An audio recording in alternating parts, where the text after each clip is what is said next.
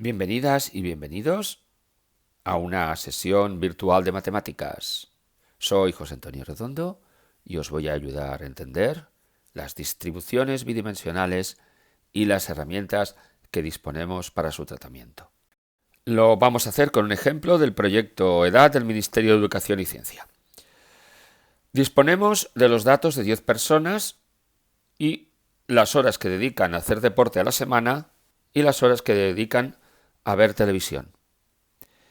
El primer individuo dedica 1 hora al deporte y 16 horas a la televisión semanales. 3 horas al deporte el segundo y 13 a la televisión. Así hasta el último, que dedica 13 horas al deporte y 2 horas semanales a la televisión. Queremos intentar ver si existe algún tipo de correlación. La primera técnica es dibujar la nube de puntos. Y la segunda técnica será calcular el coeficiente de correlación lineal. La presentación a nube de puntos es muy sencilla. Mirad, en el caso del primero, tiene 1 hora de deporte semanal y 16 horas de visión de televisión. En el caso del segundo, tiene 3 horas de deporte semanal y 1, 2, 3, 4, 5, 6, 7, 8, 9, 10, 11, 12 y 13 de televisión. Como veis, en el eje X colocamos la variable X y en el eje Y colocamos la Y. Y es muy sencillo, si sabemos representar en un eje de coordenadas, el presentar los datos. Ahora vamos a ver cómo se calcula el coeficiente de correlación y para qué sirve. Porque, claro está, nosotros presentimos que existe alguna correlación entre las horas de deporte y las horas de televisión semanales. Pero eso hay que demostrarlo. Empezamos presentando los datos en una tabla que de momento tendrá 2 columnas, ya veremos que irá creciendo. Una columna para los valores de x, llamamos xy, para indicar el primer valor, x1, el segundo valor, el tercer valor, y otra para los valores de y. Tenemos claro que las x representan las horas de deporte, mientras que las y representan las horas de televisión semanales. 1 y 16, la primera persona dedica 1 hora a el deporte semanal y 16 horas a la televisión. La segunda 3 y 13 y así hasta completar toda la serie. Veremos que el coeficiente de correlación es, por definición, la covarianza entre x y y dividido entre la desviación típica de x por la desviación típica de y. La covarianza la vamos a calcular como el sumatorio del producto entre cada uno de los valores de x y de x por su correspondiente de y multiplicada por la frecuencia absoluta, y eso partido por el total.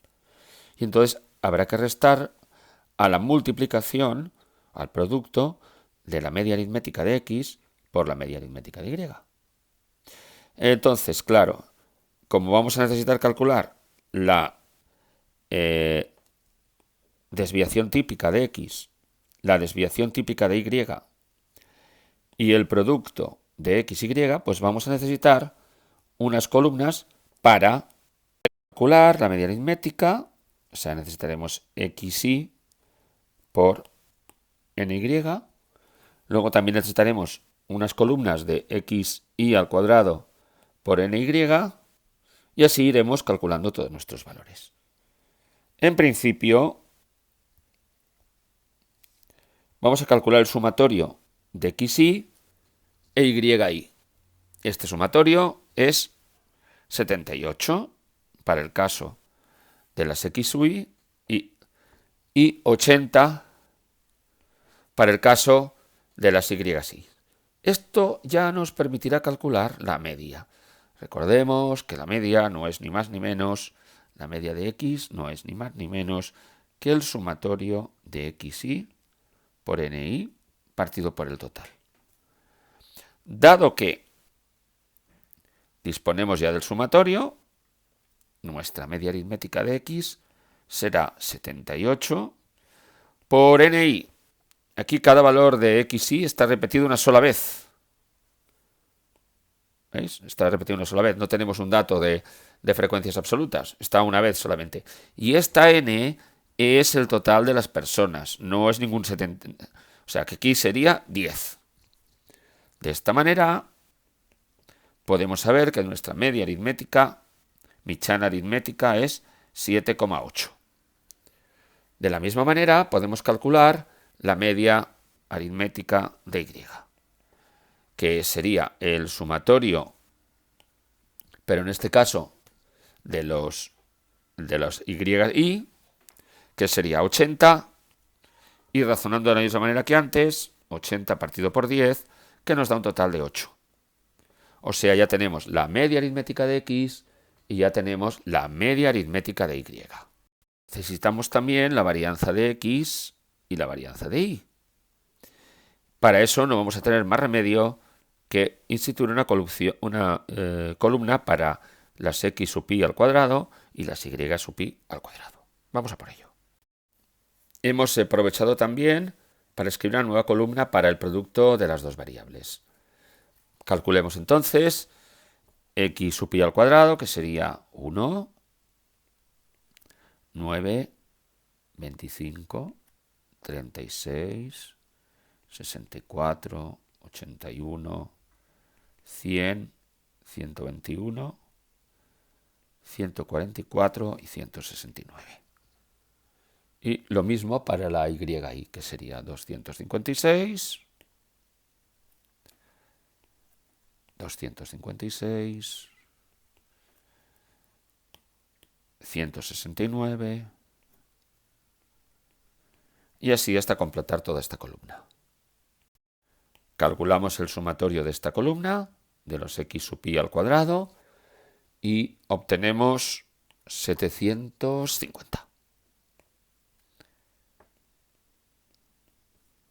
Realizamos la misma operación con las xy al cuadrado y tenemos un resultado de 822. ¿Para qué necesitaremos esto? Pues para calcular las desviaciones típicas de ambas variables. Vamos a ver. Recordamos que la desviación típica es la raíz cuadrada del sumatorio de todos los x sub pi al cuadrado multiplicado por ni partido por el total y menos la media aritmética al cuadrado. Así que todo el sumatorio de todos los x sub pi al cuadrado multiplicado por ni, como en este caso cada valor solo está una vez, pues nos basta con el sumatorio. Así que nuestra desviación será la raíz cuadrada. No nos olvidamos que si no hacemos la raíz cuadrada tenemos la varianza. Entonces el sumatorio de todos los x sub pi al cuadrado resulta ser 750 por el total de la muestra, que sería 10, menos la media aritmética de x al cuadrado. Sumatorio de todos los x sub pi al cuadrado, total, y la media al cuadrado. Esto ya nos lo tiene calculado el ministerio y asegura que es 3,76. El que no se lo crea, que lo compruebe. Lo mismo tenemos que hacer para los valores de para calcular el valor de la desviación típica de los x sub pi. Resulta que el sumatorio, esto es la de x, esta sería la de x y esta ahora es la de y. Entonces el sumatorio de todos los valores de x sub pi al cuadrado resulta ser 822, vamos a poner un poquito más grande, 822 dividido entre el total, que es 10, menos la media aritmética al cuadrado, o sea, 8 al cuadrado. y esto es 4,27. Ya tenemos calculadas nuestras dos desviaciones típicas. Las colocamos en nuestra tablita. Veamos qué seguimos necesitando para calcular nuestro coeficiente de correlación. Para calcular nuestro coeficiente de correlación necesitamos ahora saber la covarianza entre x e y.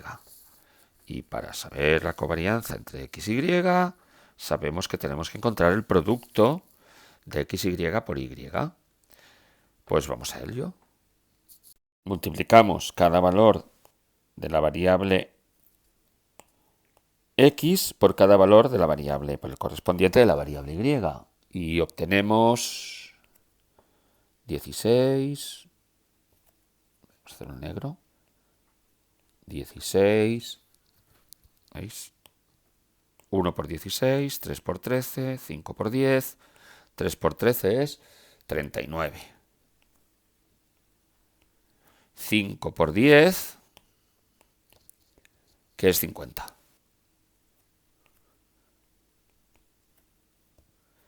Luego, 6 por 9, que es 54. 8 por 5, que es 40.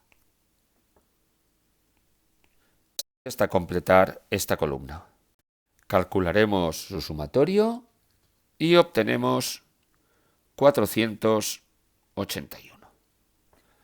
Ahora ya tenemos las condiciones ideales para poder calcular nuestra covarianza. Dado que hemos obtenido como resultado del sumatorio 481, lo único que tenemos que hacer es sustituir en nuestra fórmula. El sumatorio será 481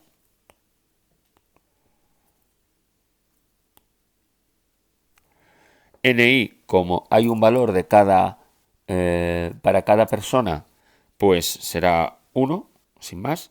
El total que tenemos es 10.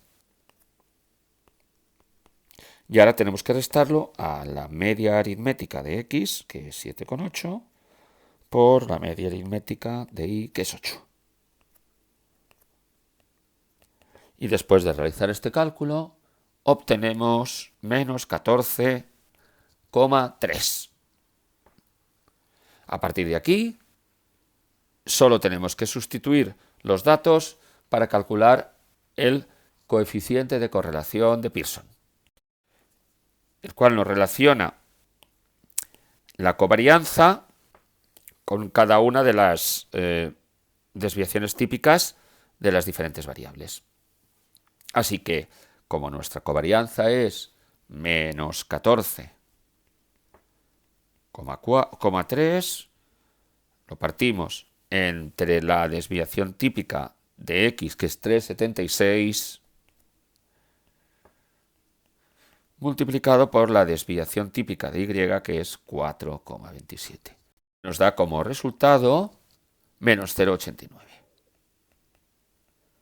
Sabemos que una correlación de menos 0,89 es una correlación fuerte e inversa. Recordémoslo con este excelente resumen del Departamento de Matemáticas de la Miranda de Global Quality School. La R que nos ha dado es menos 0,89. Está muy cerca del menos 1, por lo tanto existe una correlación negativa bastante fuerte. Si la R hubiera sido menos 1, tendríamos una recta decreciente y habría una dependencia funcional. Cuanto más cerca esté del menos 1, más correlación negativa habrá.